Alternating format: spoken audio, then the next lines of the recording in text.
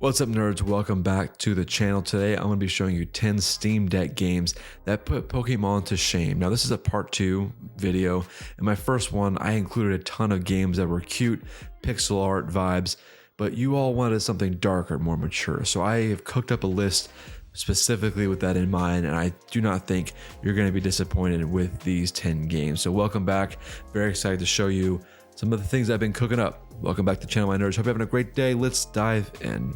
I feel like this first game doesn't get enough love because the main fan base is used to a more mature art style from the mainline games. Monster Hunter Stories 2 is a turn-based spin-off of the action-heavy Monster Hunter series. So instead of slaughtering the species, you now bond with your monsters, and they're called Monsties. Yes, that's actually what they're called. The vibe of the game is a lot warmer, more adventurous, and the graphics remind me of Breath of the Wild in a good way. Combat uses a 3-way typing triangle. You have power, speed, and technical, and then you can also add in layers with weapon swapping, kinship attacks, double strikes with your Monstie. The standout system is the Gene Grid. It's a visual puzzle that actually lets you customize your monster's stats and skills, and you can build everything from tanks to status buffing speed demons. It's a lot of customization involved, and I really like that about this game. For those that actually do care about story, you are the descendant of a legendary rider. You inherit a monster that either saves or destroys the world. It's a game that focuses on legacy. Monster Hunter Stories 2, in my opinion, is a sincere and strategic RPG where your creatures are lifelong partners and not just battle fodder. If Pokemon is about building a team, then this game is about building trust, and the results are surprisingly intimate without sacrificing the thrill of giant monster showdowns. This next game was recommended to me in my comments over and over again in my last video, so first of all, thank you for showing me this hidden gem, and secondly, keep recommending these to me. I really appreciate it. So anyway, this game is called Digimon Story. It's like if you mix a detective, an RPG, and creature collector all mixed into one little sweet muffin. That's what this game is. You essentially have a strange encounter that leaves your body trapped in a half-digitized essence. You're pulled into a conspiracy that links rogue AIs, hacker gangs, and Digimon all lurking in the data stream. So the core loop of this game really revolves around you scanning wild Digimon in battle and turning them into your monsters, and you can either evolve them or de-evolve them, which is really the coolest part of this entire game, is the de-evolving system. You'll often de-evolve a Digimon to meet new requirements or grinding out stats to build the perfect team, and then you can re-evolve them. It's kind of a unique take on the whole monster collecting system. Visually, this game is extremely stylish. You see all kinds of iconic creatures from your childhood while also seeing biomechanical nightmares, and the line between ally and abomination is constantly being blurred. Overall, Digimon Cyber Sleuth is part digital pet sim, dash of ghost story, and a ton of monster battles. If that's your thing, you should go check it out. Here is another game that was dropped a ton in my comment section in my last video, Shin Megami Tensei 5. It's an apocalyptic monster collecting game, and if you aren't familiar with SMT, it's absolutely brutal. You play as a high school student fused with a godlike being in a shattered Tokyo where angels, demons, and deities all exist and shape reality. And with most of these games, it's very philosophical and often super dark. I do appreciate that it doesn't shy away from its mature themes, which is kind of nice for this genre as a whole. Recruiting monsters isn't a cheerful toss of a Pokeball. It's tense, it's gritty, you have to bargain with demons mid-battle, sometimes bribing them and often answering riddles. As with a lot of these Persona and SMT games, you have a cool fusion system. In Shin Megami Tensei 5, you actually create stronger allies by sacrificing other ones, and then they inherit skills and affinities and stats all spread across different gene pools. It's kind of fun. The world is a massive and barren world by design, but gosh, those visuals are absolutely gorgeous. This Tokyo is a post-human wasteland filled with relics of a civilization and writhing with supernatural creatures. The demons aren't cute like other monster catching games. This game is dark and mature, and that is 100% seen in the aesthetics. Where most monster battlers are about growth and bonding, this game is about survival and consequence. It's not for everyone, but it's one of those games that you just have to try it to experience it for yourself. And now, speaking of darker games, this next section is super special. It's actually brought to you by my sponsor today, which is brought to you by a game called Evil Awaits, which is developed by Chai Games. It's a third-person survival horror game set in the haunted Archdale Castle. You play as a detective investigating a mysterious explosion, only to uncover a cursed family history and spreading epidemic. It clearly draws inspiration from early Resident Evil titles with moody environments, creepy lore, and cinematic storytelling that all tie a very beautiful experience together. It's at $16.99 on Steam, and this game offers a focused indie horror experience that fans of atmospheric, puzzle-heavy horror games will appreciate. If this sounds interesting, go check out the link in my description. And again, thank you so much, Try Games, for sponsoring this segment. For this next game, we're going to return to a more uplifting vibe because this list is heavy on the dark, as you will see. This game is called Beastieball, and it flips the creature collector genre on its head and then spikes it over the net, quite literally. Imagine monster collecting mixed with a volleyball simulator. Instead of battles to the faint like Pokemon, your beasties, as they are called in this game, form a team and play high-staked sports, building friendships instead of hit points. Gameplay mechanics are focused on positioning and rhythm, which should be apparent for any kind of sports-like game. Every beastie has a unique set of stats, passive traits, and special moves that do interact with your teammates on the court, but it's a fun dynamic. The more that any two beasties play together, the stronger their bond becomes, and with it, their cooperative powers. And in this game, you'll explore an open world where you can recruit new teammates, but you also manage the emotional dynamics between them. What stands out is the warmth overall in this entire game. It's a very positive, uplifting game. The world is vibrant, and it really does feel like a sports anime. It's still early, but Beastieball was another game that y'all recommended to me in my last game, and it's got a lot of support on Steam, and I feel like it definitely needed a shout out in this list, so go check it out if this sounds interesting. Okay, now let's crawl back into our dark little hole. This next one is a great game. It's brutal, but it really is great. Behold Shin Megami Tensei 3. It's a cult classic and a fun remaster. Battles run on the same precision-based press turn system as Shin Megami Tensei 5. If you miss an attack or get outplayed, you'll be punished. But I find that this version, Nocturne, is even more brutal, and maybe that's just because oldies don't placate to noobs like they do today.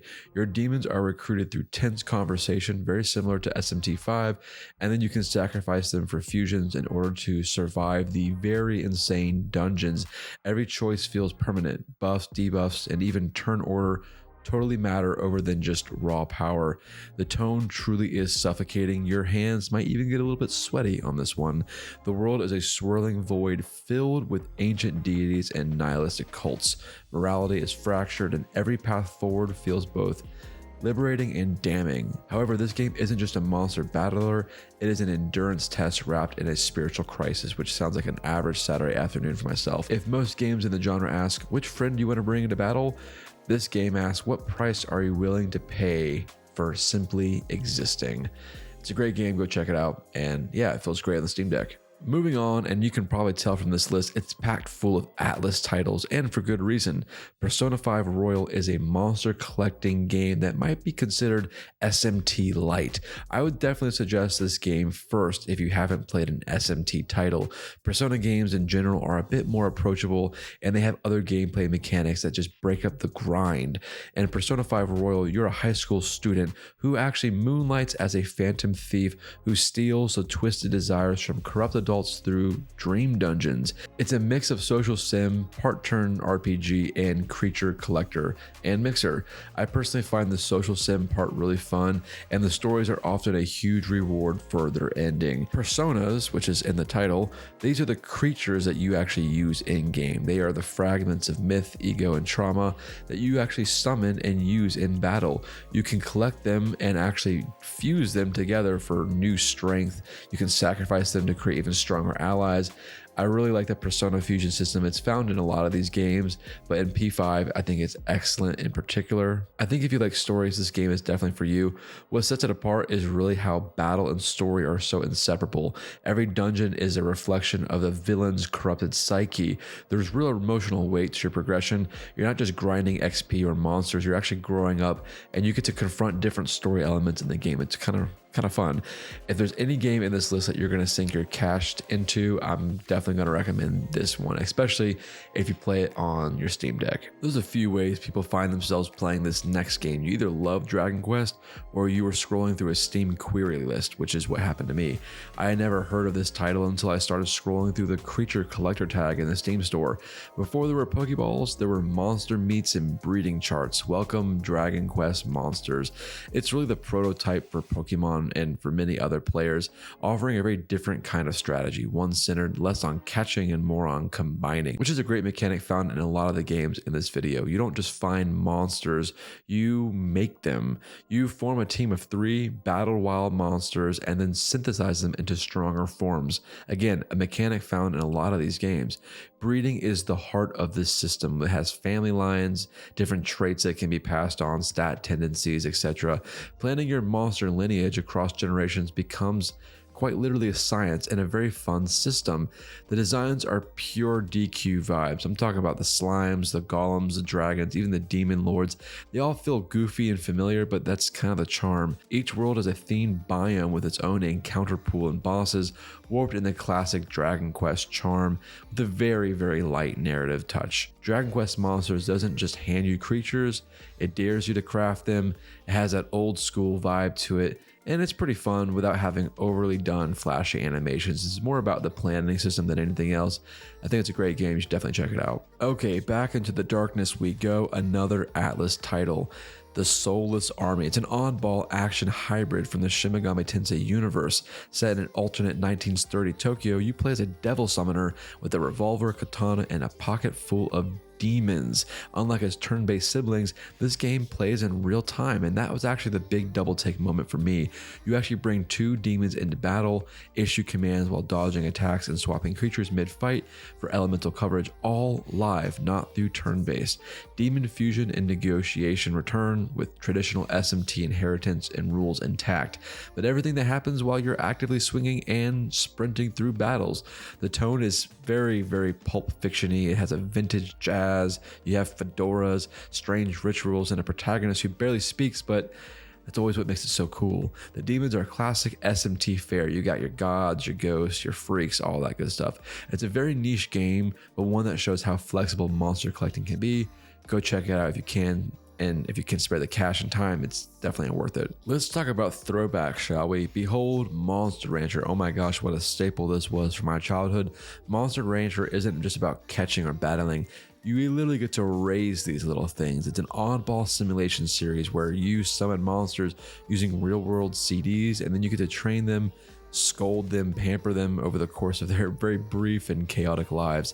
Each monster has a hidden temperament, lifespan, and mood system that affects the performance. You'll build weekly routines, train stats, rest, feed, repeat, and try to keep your creature from slacking off or falling into depression, which again feels like a Saturday afternoon.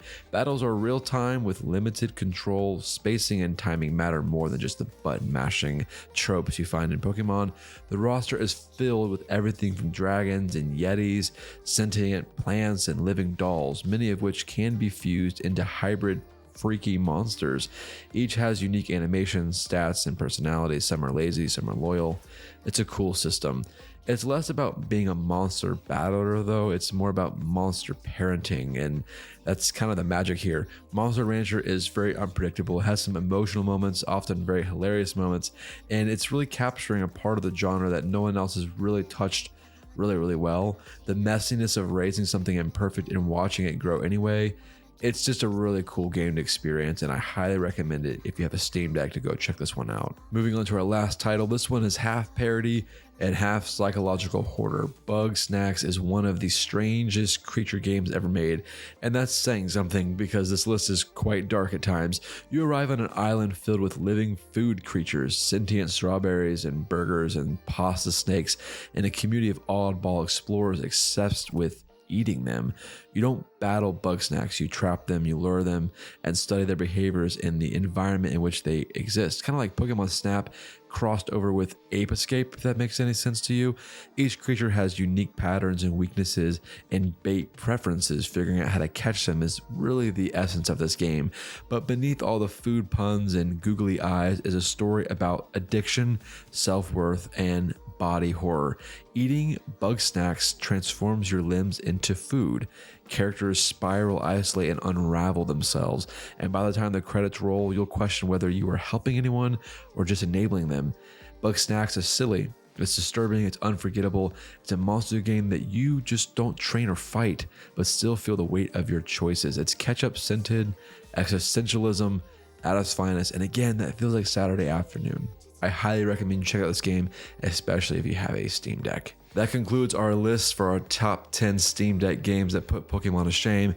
Hope you enjoyed it. If you haven't seen the first part of this video, go check it out. That's a much more bright and kind of pixely good vibe video. This one's definitely for the dark, mature, gritty lovers of the creature collector genre. Hope you enjoyed the video. Don't forget to like, subscribe, all that kind of good stuff, and tell your grandma I said hello. And until next time, I will see you all then. Peace.